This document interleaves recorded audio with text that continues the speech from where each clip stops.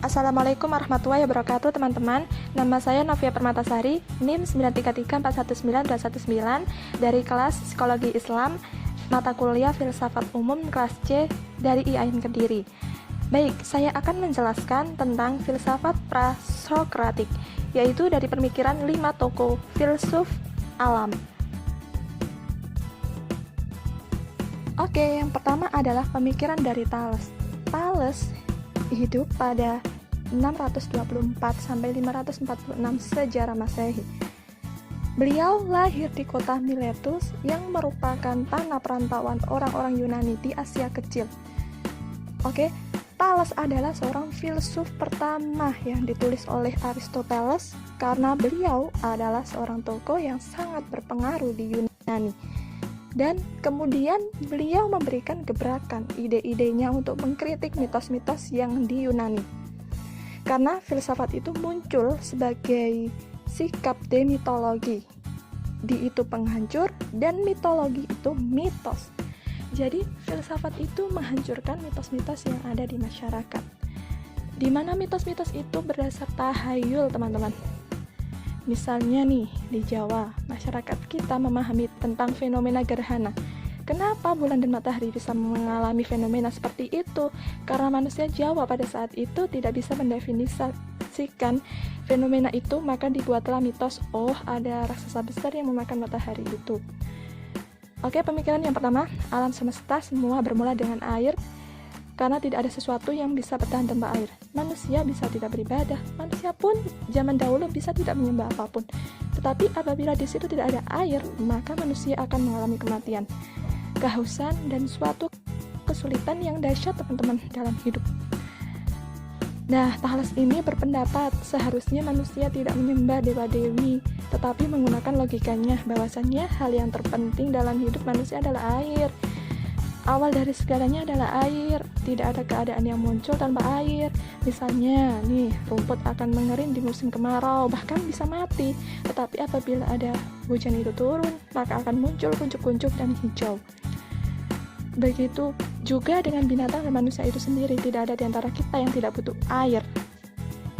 Yang kedua, air adalah arke dari alam semesta. Air dapat mengambil berbagai macam wujud dan keabsahannya. Nah, dianggap sebagai kehidupan itu sendiri. Jadi, yang selalu bergerak, air diyakini sebagai dasar terbentuknya alam semesta. Yang ketiga, bumi terletak di atas air. Nah, ini harus dimengerti, teman-teman, dalam hubungannya dengan anggapannya bahwa semuanya berasal dari air. Bumi boleh dipandang sebagai bahan yang satu kali keluar dari laut dan sekarang terapung-apung di atasnya. Yang keempat, semuanya penuh dengan dewa-dewa. Nah, pendapat dari Thales ini bahwa jagat raya ini berjiwa, seringkali disebut elezoisme atau teori mengenal materi yang hidup. Oke, teman-teman, pada poin yang kedua, ini adalah tokoh yang kedua, yaitu Anaximandros. Nah, menurut Apollodorus, seorang penulis Yunani kuno, Anaximandros hidup pada 610 sampai 546 sejarah Masehi. Telah berumur 63 tahun pada saat itu Olimpiade ke-58 yang dilaksanakan tahun 547 atau 546 sejarah Masehi. Yang pertama, pemikiran tentang kekuatan yang tidak terbatas atau to appearance. Anaximandros mengatakan unsur seperti itu memiliki lawan. Air itu tidak bisa bertemu dengan api. Padahal dunia ini ada api, dan bagaimana dunia itu muncul dari suatu hal yang tidak bertemu dengan ciptaannya. Misalnya, air muncul menjadi sumber dari segala kehidupan, tetapi dalam kehidupan manusia juga butuh api. Padahal air dan api tidak bisa bersatu. Maka dari itu, Anaximandros mengatakan penyebab dari segala sesuatu itu harus yang tidak terbatas atau to appearance. Itu tidak, parent itu terbatas. Dalam bahasa kita adalah Allah Subhanahu wa Ta'ala adalah sesuatu yang tidak terbatas. Dia tidak seperti apapun, tetapi ada dalam apapun. Yang kedua, dunia yang timbul dari prinsip yang tak terbatas karena suatu perceraian. Maka yang dilepaskan dari apparent ini unsur-unsurnya berlawanan. Yang panas dan yang dingin, yang kering dan yang basah. Musim panas misalnya selalu mengalahkan musim dingin dan sebaliknya.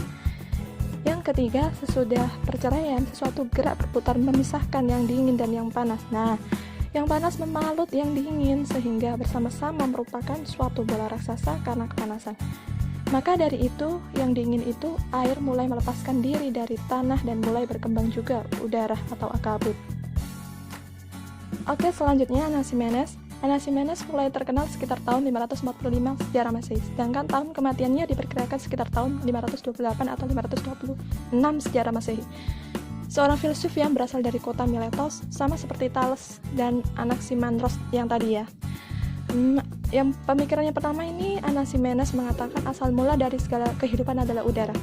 Nah, karena udara itulah yang menjadi muncul hujan, dari udara itu muncul api. Kita lihat orang-orang dulu itu melihat air itu turun dari udara.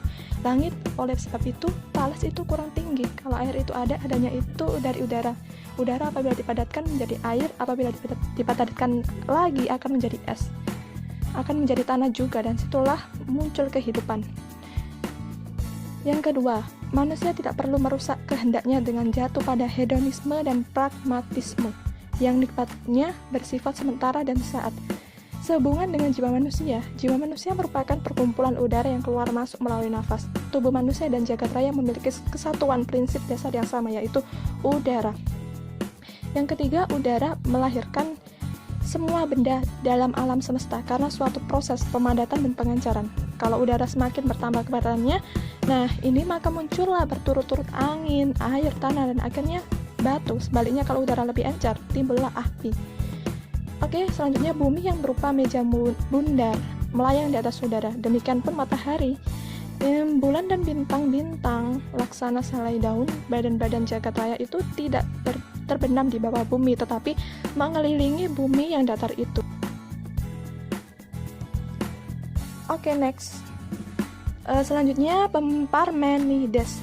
Parmenides ini lahir pada tahun 540 sejarah Masehi dan meninggal pada tahun 470 sejarah Masehi. Ia berasal dari kota Elea, Italia Selatan. Parmenides adalah seorang filsuf dari mazhab Elea. Arti nama Parmenides sendiri adalah terus stabil atau penampilan yang stabil. Oke, pemikirannya yang pertama tentang yang ada, bukan tentang asal mula segala sesuatu, tapi yang ada adalah dalam logika manusia.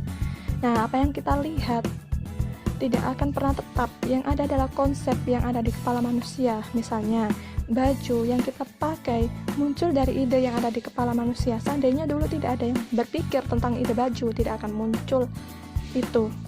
Beliau penganut rasionalisme murni, tidak percaya dengan apa yang dia lihat. Yang kedua, berpikir terhadap sesuatu, berarti memberikan gambaran terhadap eksistensi sesuatu itu.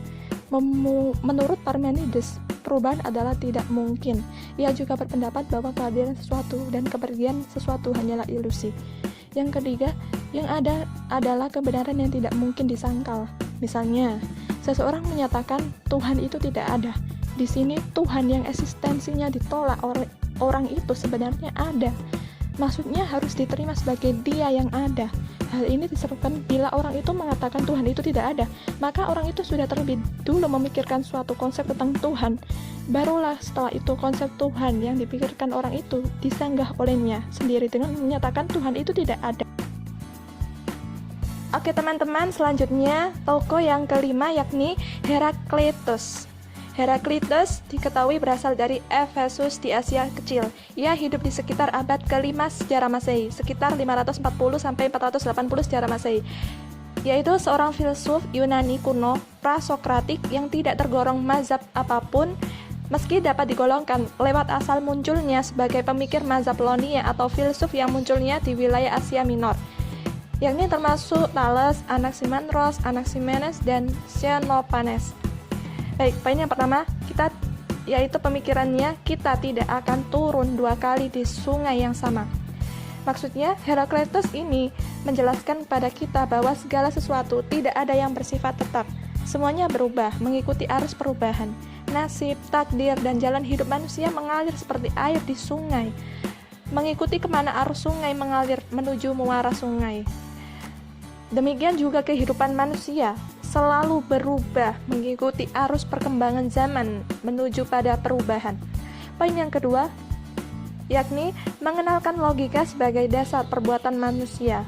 Nah, dunia perspektif Heraklitos ini adalah dunia yang terus berlangsung mengikuti hukum dunia yang tidak bermula dan tidak berkesudahan. Meskipun demikian, manusia masih bisa menggunakan hukum kebenaran yang dapat dipertahankan dengan logika.